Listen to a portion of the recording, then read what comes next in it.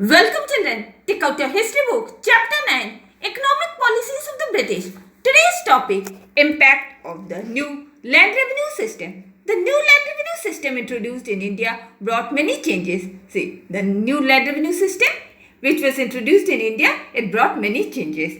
Land became a commodity and could be sold or mortgage whenever required. Now land, what it became? It became a commodity and it could be purchased, it could be sold, or it could be mortgaged whenever needed.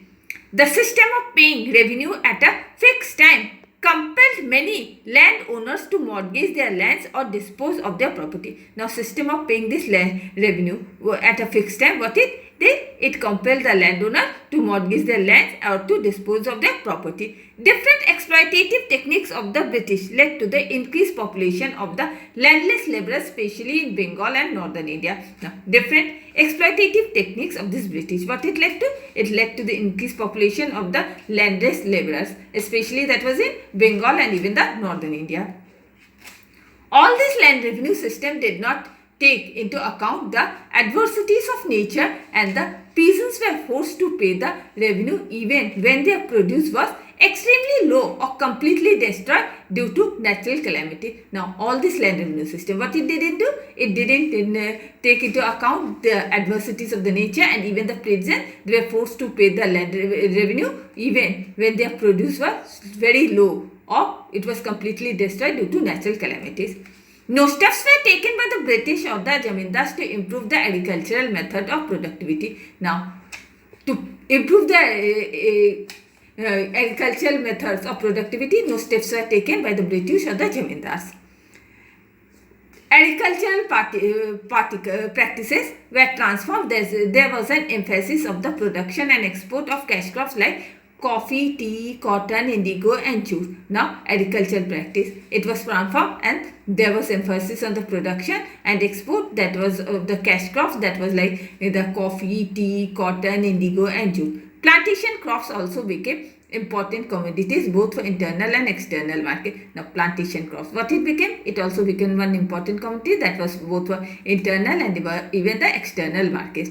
Cotton cultivation received a great boost because of its demand as a raw material in industrializing in Britain. Now cotton cultivation, what it became? It also received one boost because of the demand as the raw materials in industrializing the Britain. It was the British commercial houses and the Indian agents who gained the most from the cotton trade rather than Indian cultivator. Now it was the British commercial houses and even the Indian agents who made profit from the most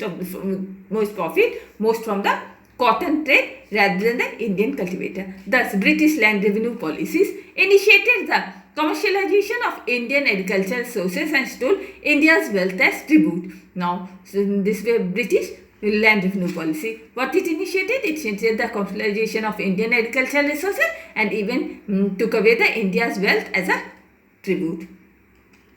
Peasants' distress and rebellion. The 18th century saw an escalation of opium and indigo in the market. Now, during the 18th century, what it saw? It saw the country saw the escalation of opium and indigo in the market. These crops were in demands of in the international. Now these crops, it was too much demand in international market.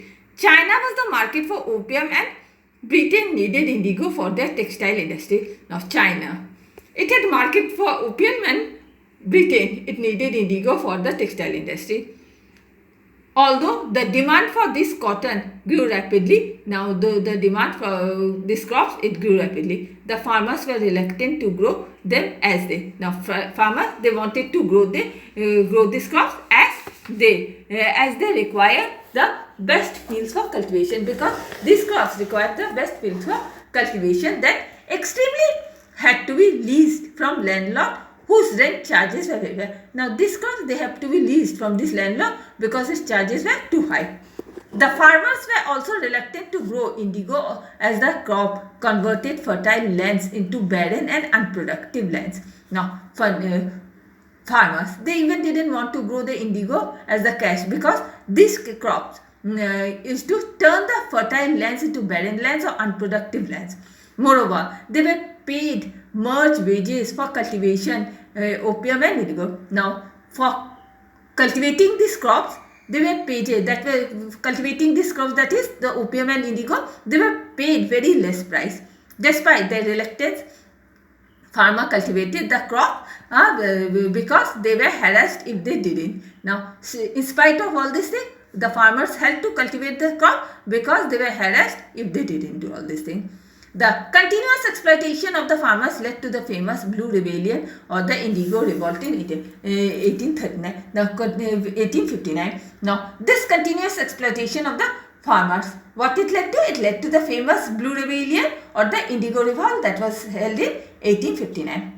The land revenue system exploited the farmer. Now, this land revenue system, what it did? It exploited the farmer. As under the permanent settlement, Rotwari and Mahalwari system, the revenues rather rose every year and the owners of the land were more interested in the revenue collected rather than improving the economic condition of the cultivators. Now, this land revenue system, what happened? It exploited the farmers, and as this permanent settlement, what happened? That was Rotwari and even the Mahalwari system. The revenue, what it rose to, it rose every year, and even the owners of the land, they were more interested, that was in the revenue collected, rather than to improve the economic conditions of the cultivators. However, a few policies like the regional specialization of crops and expansion into new crop land in northeast India and the commercialization of agriculture helped Indian agriculture to get linked to the world economy. Now, however, very less policies, that was the regional specialization of crops and even the expansion into the new agricultural lands in northeast India and even the commercialization of agriculture. This helped the Indian agriculture to get linked with the world economy. Now, take out your diary, right? Chapter 9, topic impact of the new land revenue system. Explain, homework, revise it. And with this, I am ending my today's class.